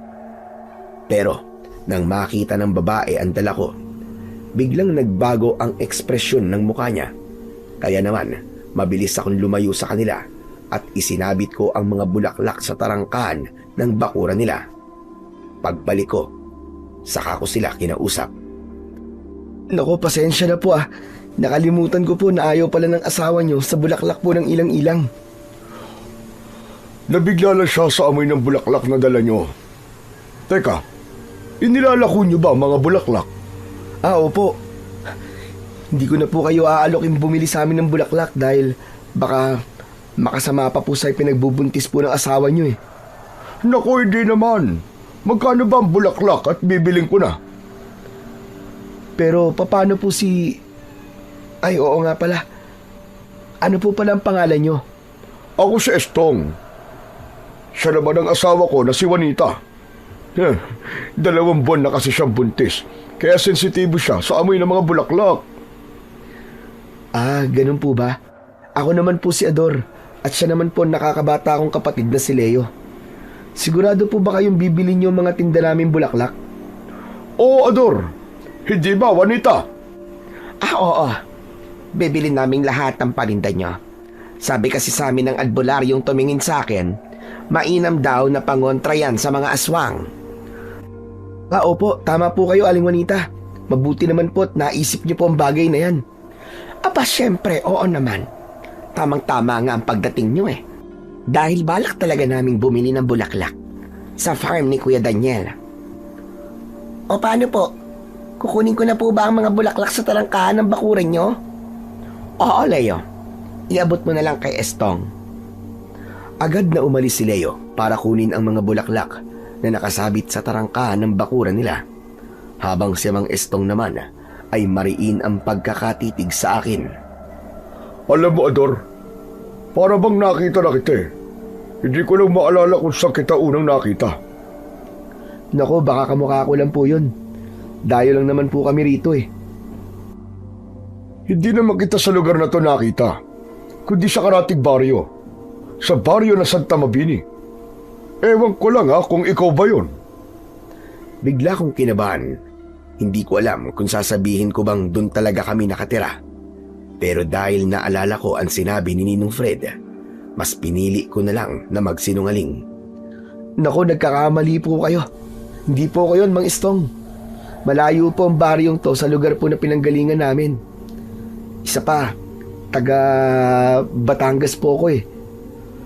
Ah, ganun ba? Hala, sige na. Kalimutan mo na lang ang mga sinabi ko. Baka nga nagkamali lang ako. Ilang segundo pan lumipas, ay lumapit sa amin si Leo. Ibinigay niya ang mga bulaklak kay Mang Estong. Pagkatapos, iniabot din niya ang bayad sa kapatid ko. Maya-maya pa, ay agad na kaming nagpaalam sa mag-asawa. Ngunit habang nasa daan kami, ay hindi napigilan ni Leo ang hindi magtanong. Kuya, ano nangyari sa'yo? At kanina ka pang walang ibo. Naalala ko kasi ang mga tanong sa akin ni Mang Estong. Para bang ano, kuya? Para bang nakilala niya ako. Binanggit niya kasi ang tungkol sa baryo natin. E anong inaalala mo? Iniisip ko kung saan niya ako nakita. Sana pala tinanong ko na, no? Mahalata ka niya. Sigurado akong nagsinungaling ka sa kanya, kuya. Tama ka. Nagsinungaling nga ako sa kanya. E anong binabalak mo ngayon, kuya? Babalik ako sa bahay nila. Tutal, wala naman tayo napansin kahina-hinalang kilos sa mga taong bumili sa atin eh. Teka, Kuya Ador, bakit naman tayo babalik sa bahay nila? Mamayang gabi ko yung gagawin. Iba kasi talaga ang nararamdaman ko eh. Kung sa bagay, mahirap nang baliwalain ng kutob. Kasi nangyari na yun sa atin dati. Binaliwala natin ang kaba, kaya hindi natin nailigtas sa mga magulang natin. Ay nako, iba talaga eh. Iba talaga ang nararamdaman ko. Wala namang masama kung magbabantay tayo sa bahay nila. Malay mo naman, kaya sila bumili sa atin ng mga bulaklak ay dahil alam nilang may sasalakay sa kanilang mga aswang. Ewan ko, kuya, pero maniniwala na lang ako sa kutob mo. Teka, sasabihin ba natin kay Mang Fred ang plano natin? Huwag muna. Baka pigilan lamang niya tayo. Pagkalipas ng 15 minutong paglalakad, sa wakas ay narating namin ang farm ni Mang Daniel. Pagkatapos naming ibigay ang kinita namin sa pagtitinda, ay agad kaming umuwi sa bahay. Pagdating namin doon, nadatnan namin si Ninong Fred. Naglalagay siya ng langis ng ilang-ilang sa kanyang itak. Ganon din ang ginawa niya sa mga sandata namin. Maya-maya pa ay nagsalita ito. Kayo magkapatid, huwag muna kayong lalabas ng bahay ha. Bakit po? Saan po kayo pupunta? Aalis ako. Pupunta ako sa baryo ng Santa Mabini. Ho, ano pong gagawin niyo doon, Ninong Fred? May nabalitaan akong nahanap na raw ang mga taong nawawala sa lugar na yon. Nakauwi raw sila ng ligtas. Magtatanong ako sa kanila at baka may makapagturo sa akin kung saan nagkukuta ang mga aswang na danag. Matatagalan po ba kayo ron, Mang Fred? Hindi naman. Dahil bukas ng umaga ay nandito na rin ako. Sige po, Ninong. Hindi muna kami aalis ng bahay. Pero mag-iingat po kayo ron, ha? O sige na, aalis na ako. Huwag kayong kikilos hanggat wala ako ha. Opo, Ninong Fred.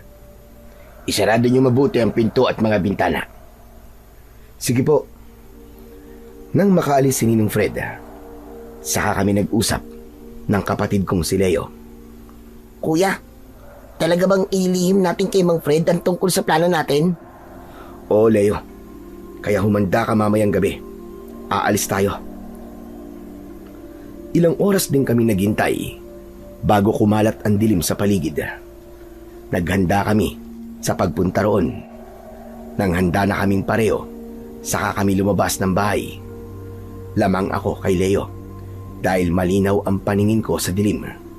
Samantalang si Leo naman, umaasa lang siya sa liwanag ng sikat ng buwan. Panay din ang linga namin sa paligid nang tahaki namin ang daan papunta sa dulo ng kalsada. Pagdating namin doon, ay agad kaming nagtago sa likod ng puno. Habang sumisilip kami, may kakaiba nang napansin si Leo. Kuya, masyadong tahimik ang paligid ah. Huwag kang maniwala sa katahimikan ng paligid. Teka, bukas pa ang gasera nila. Baka gising pa sila. Kinakabahan naman ako kuya sa ginagawa natin. Kapag kinakabahan, ibig sabihin nun, may mangyayaring hindi maganda. Anong ginagawa niyong dalawa sa likod ng puno? Nanlamig ang katawan ko nang marinig ko ang boses ni Mang Estong mula sa likuran namin ni Leo. Sabay kaming napalingon sa gawi niya. Nakita naming kasama rin niya ang asawa niyang si Aling Juanita. Napatuwid kami ng tayo ni Leo at nangapa ako nang idadahilan ko sa kanila. Mukhang nagulat kayo magkapatid ah. Ano bang ginagawa niyo dyan? At bakit kayo nakatingin sa bahay namin? Po, pasensya na po, Mang Istong. Nag-alala po kasi kami sa inyo eh. Baka po kasi kaya kayo bumili ng pangontra sa amin dahil nag-aalala po kayong may mga aswang po nasasalakay sa bahay niyo.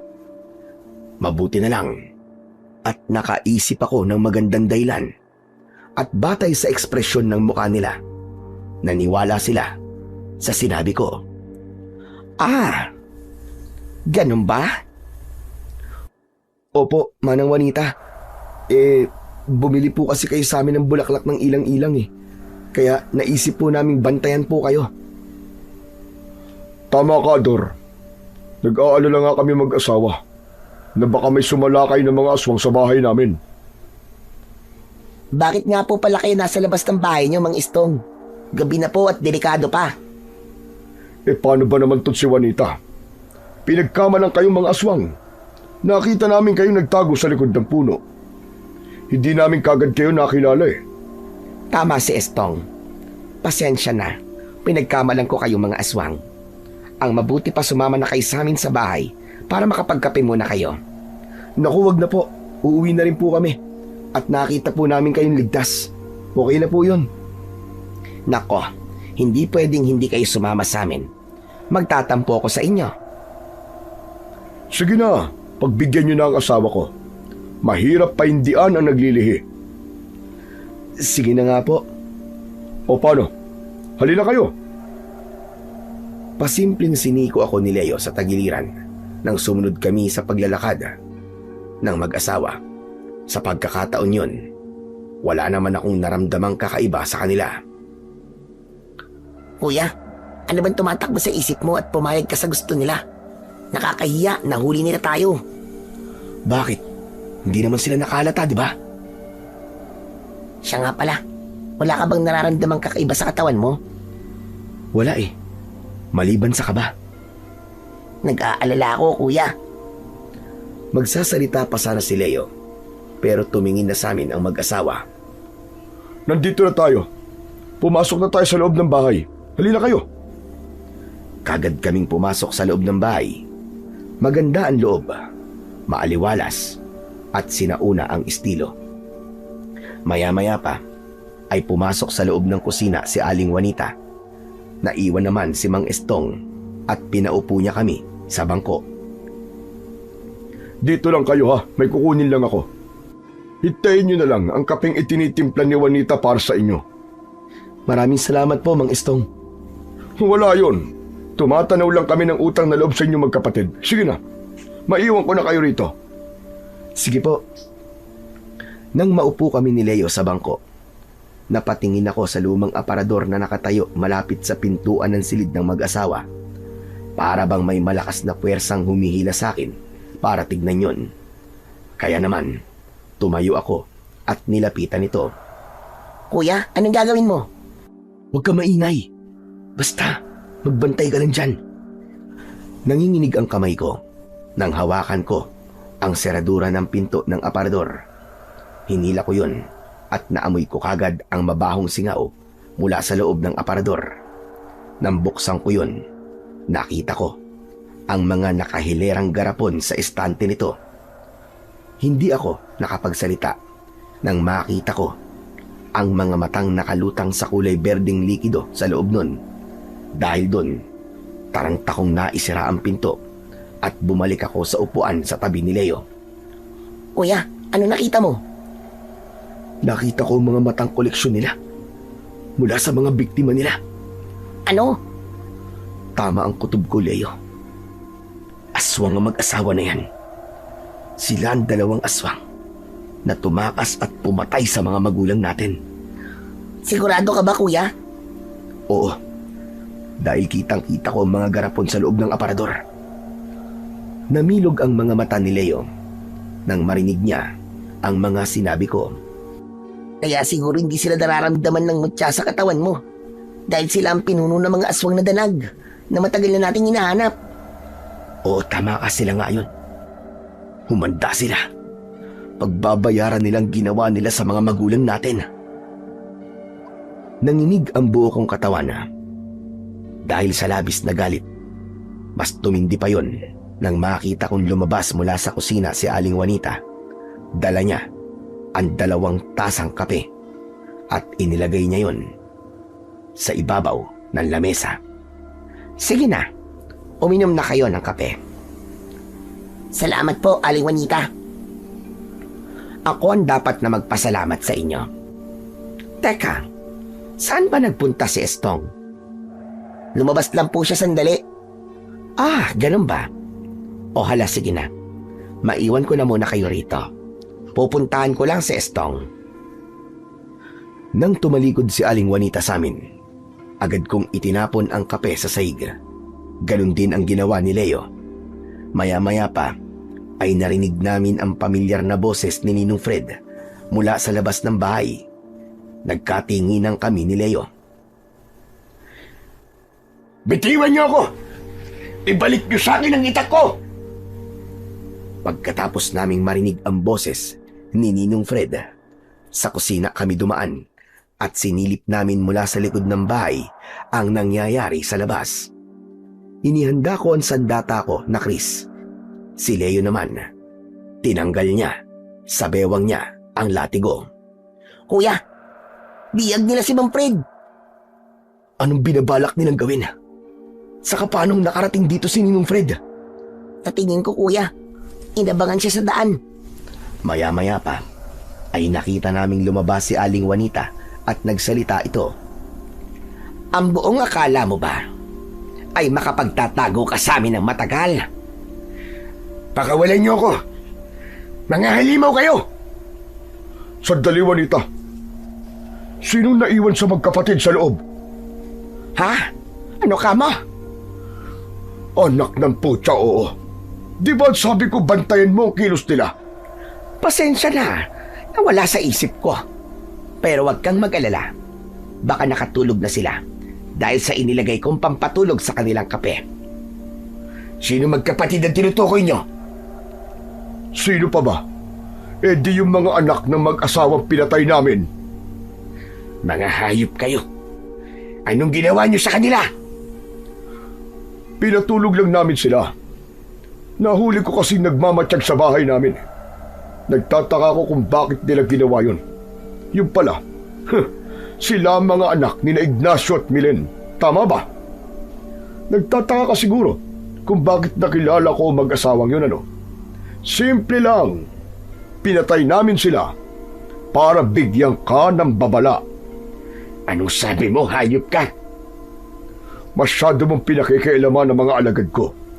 Para makaganti, pinatay namin ang matalik mong kaibigan.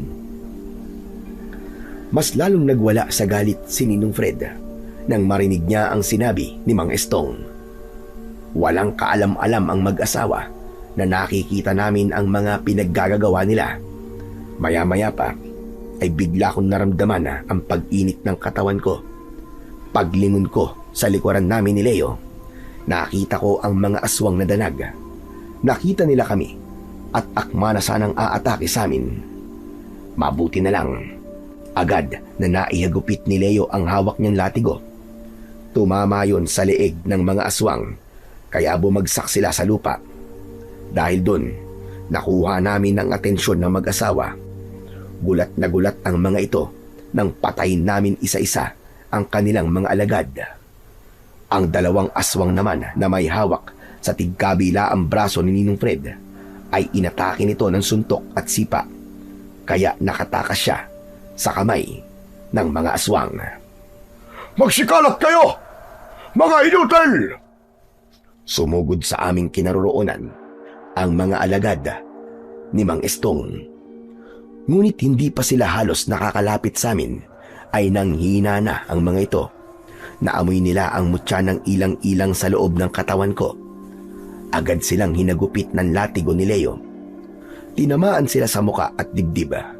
Nang bumagsak sila sa lupa, mabilis akong lumapit sa kanila at nilaslas ko ang kanilang leeg gamit ang kris. Dahil doon, nakita ni Mang Estong ang ginawa ko. Hindi! Mga hayop kayo! Pinatay niyo ang mga alagad ko! Sabay ang mag-asawa na nagpalit ng anyo. Bilang aswang na danag, si Aling Juanita ang nakipaglaban kay Ninong Fred. Si Mang Estong naman ang tumakbo papalapit sa kinaroroonan naming magkapatid. Umaangil siya habang tumutulo ang malapot niyang laway. Galit na galit siya habang nakatutok sa amin ang matutulis niyang mga kuko. Sinalubong ko siya ng saksak sa tiyan. Bumaon ang talim ng sandata ko. Ngunit nahawakan niya ang kamay ko at pinilipit niya yon. Mabuti na lang at pinaluputan ito sa liig ng latigo ni Leo. Pinagtulungan namin siyang atakihin. Gagawin ko rin sa'yo ang ginawa mo sa mga magulang ko, hayop ka. Isinusumpa ko yan. Matitikman mo ang mapait na paghihiganti ko. Umikot ako sa kanya. Bawat pag-atake ko, nag-iiwan yun ng malalalim na sugat sa katawan niya. Nanghina siya dahil sa latigong nakapalupot sa leeg niya. Hindi pa nasiyahan si Leo. Tuluyan niyang iginapos ang latigo sa katawan nito. Hindi siya makagalaw, kaya hindi rin siya makalaban. Kuya, itatali natin siya sa puno ng nyog para matikman niya kung gaano kasakit ang ginawa niya sa mga magulang natin. Yan din ang naisip ko, kasama ng mga alagad niya at ang kanyang asawa. Pahihirapan natin sila ng husto. Huwag niyong idamay ang asawa ko. Buntis siya. Wala kaming pakialam. Ang mga kagaya niyong mga demonyo, hindi na dapat binubuhay. Isama niyo ang babaeng ito. Niloko niya ako. Sinabi niyang natagpuan na ang mga taong matagal nang nawawala. Nahulog ako sa patibong nila. Sa dami ng pinatay nila, kulang pa ang buhay nila bilang kabayaran. Tumigil ka! Teka! Anong gagawin niyo sa amin? Kung ano ang ginawa niyo sa mga biktima niyo, yun din ang ipapalasap namin sa inyong mag-asawa.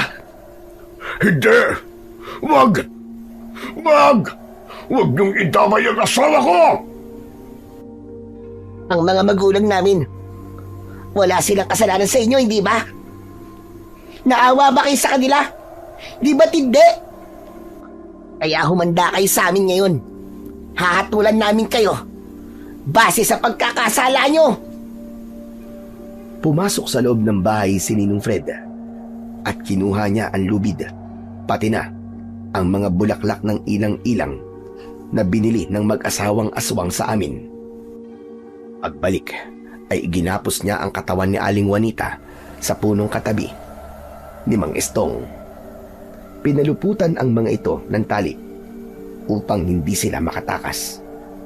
Kinuha naman ni Leo ang kanyang latigo sa katawan ng aswang na si Mang Estong. Saka isinabit ni Ninong Fred ang bulaklak ng ilang-ilang sa leeg mismo ng mag-asawa. Nagkamalay agad ang babae dahil nasaktan siya sa amoy ng bulaklak. Tagaliga ito! Tagaliga! Ang sakit! Ako na lang! Ako na lang ang pahirapan niyo! Huwag na ang asawa ko! Pareho kayong mamamatay sa sikat ng araw. Lalo na sa gagawin namin sa inyong dalawa.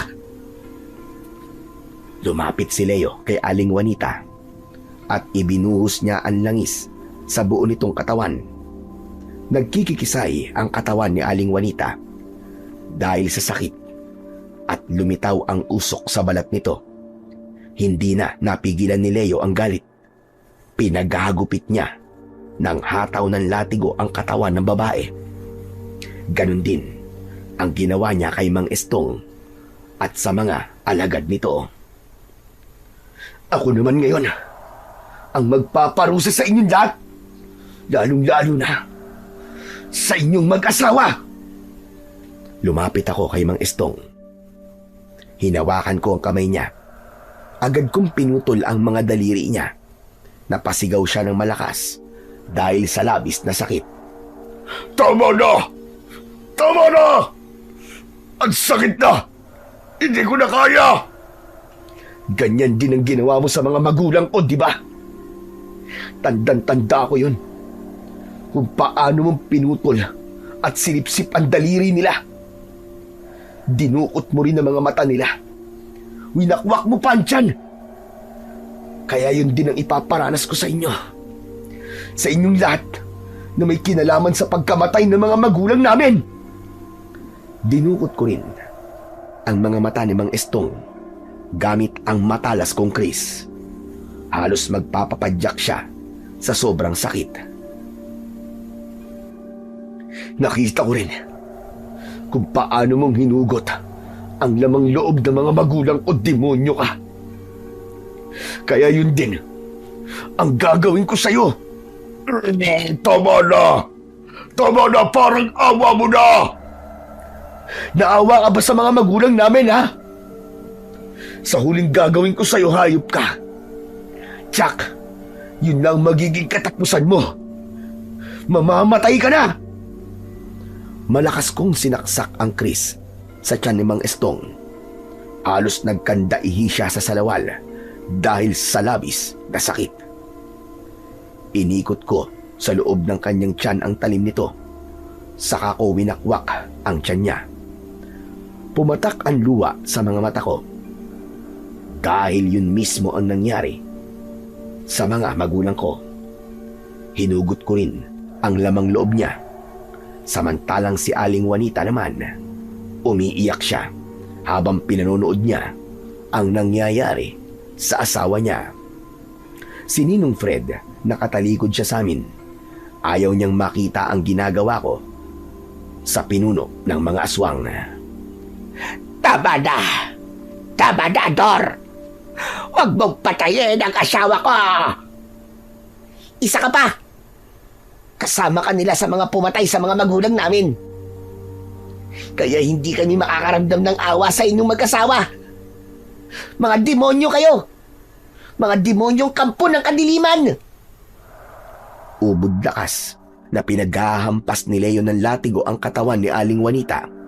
Pagkatapos, dinukot niya rin ang mga mata nito. Kasunod ng pagwakwak niya sa tiyan nito gamit ang matalas na tali ng kanyang latigo. Pagkaya ng ginawa ko kay Mang Estong, dinukot din ng kapatid ko ang lamang loob ng babae at napatunayan naming hindi siya totoong buntis. Ang dahilan ng pagsusuka ni Aling Juanita ay dahil pala sa amoy ng bulaklak ng ilang-ilang. Lumaylay ang ulo ng mag-asawa habang tumutulo ang kanilang dugo sa lupa. Pagkatapos, nagkulay ube ang kanilang katawan. Indikasyong binawian na sila ng buhay. Nang hihina kaming napaupo sa lupa habang humihingi ng tawad sa Diyos dahil sa walang kapatawaran naming ginawa at walang awa naming pinarusahan ang mag-asawa. Patawarin niyo po kami, Panginoon. Hindi po namin kagustuhan pumatay. Kuya, masama ang ginawa natin. Ngunit ginawa lang natin kung ano ang tama. Mali niyang gumanti. Ngunit tao lang kayo na inalisan ng pagmamahal ng isang magulang. Darating ang araw na mapapatawad niyo ang sarili niyo. Ngayon nakapaghiganti na kayo sa mga aswang. Panahon na para kalimutan ang pait at lahat ng mga nangyari. Panahon na para bumangon at magsimula uli sa panibagong buhay. Ninong Fred, salamat po sa tulong niyo. Patawarin niyo rin po kami kung nadamay po kayo. Ako ang dapat na humingi ng tawad sa inyo. Po? Bakit naman po? Dahil sa ginawa ng kapatid ko sa mga magulang ninyo. Natigilan kami ni Leo. Hindi namin maintindihan ang sinasabi sa amin ni Ninong Fred. Kapatid ko sa ama si Estong. Masakit sa akin ang ginawa niyo sa kanya. Ngunit kung hahayaan ko siyang mabuhay, maraming tao pa ang mapapahamak. Minsan niya nang pinagtangkaan ang buhay ko nang malaman niyang ako ang pumapatay sa mga alagad niya. Pero, Ninong Fred, bakit inilihim niyo po sa amin ang tungkol sa bagay na to? Dahil yun lang ang naisip kong paraan para malaya kayong makapaghiganti sa kanila nang walang inaalala. Patawarin niyo ako, magkapatid. Hindi ko sinasadyang itago ito sa inyo. Mang Fred, kami po talaga dapat na humingi ng tawad sa inyo. Dahil nakita niyo po ang ginawa namin sa kapatid niyo. Hinanda ko ng sarili ko para sa bagay na yun. Ninong, patawad po ah. Hindi ko po alam kung gaano kahirap sa inyo ang ginawa ko po sa kapatid niyo. Tama lang yun sa kanya, Dor. Kaysa maraming buhay pang mawala ng dahil sa kanya. Bago kayo, ako muna ang nagtangka sa buhay niya. Kung wala kayo rito, baka pinatay na rin niya ako. Kaya sinabi ko sa inyo nung nagsasanay pa lang kayo, sa labanan, walang kapakapatid, walang kaibi-kaibigan, walang kamakamag-anak. Basta nasa panig kayo ng kabutihan, wala kayong dapat na pagsisihan. Wala akong nasabi sa mga narinig ko. Niyakap na lamang namin siya at naluluwang humingi ng tawad sa kanya ng paulit-ulit. Nalaman din namin na walang dugong aswang si Ninong Fred dahil si Mang Estong lang ang nag-alay ng kaluluwa sa hari ng kadiliman. Hinintay namin na sumikat ang araw at sa pagkalat ng liwanag sa paligid, naabo ang katawan ng mag-asawang aswang. Kaya naman, tahimik kaming umalis sa lugar na yon at bumalik kami sa baryo namin. Magmula noon, ay wala nang gumagambalang aswang na dalag sa baryo namin. Naglaho rin ang lahi ng mga ganong klaseng aswang. Higit naming pinagsisihan ang mga nagawa namin. At hanggang ngayon ay humihingi pa rin kami ng tawad sa Panginoon. Dahil pagbali-baligta rin man ang mundo, masama pa rin talaga ang ginawa naming paghihiganti sa mag-asawa. Masama talagang gumanti kahit kanino sa mga nagkasala sa atin. Dahil sa pangyayaring yon, mas pinili namin na maging mabuting tao at pinipilit namin na hindi na makagawa ng kasalanang sadya. Hanggang dito na lamang po ang aking kwento.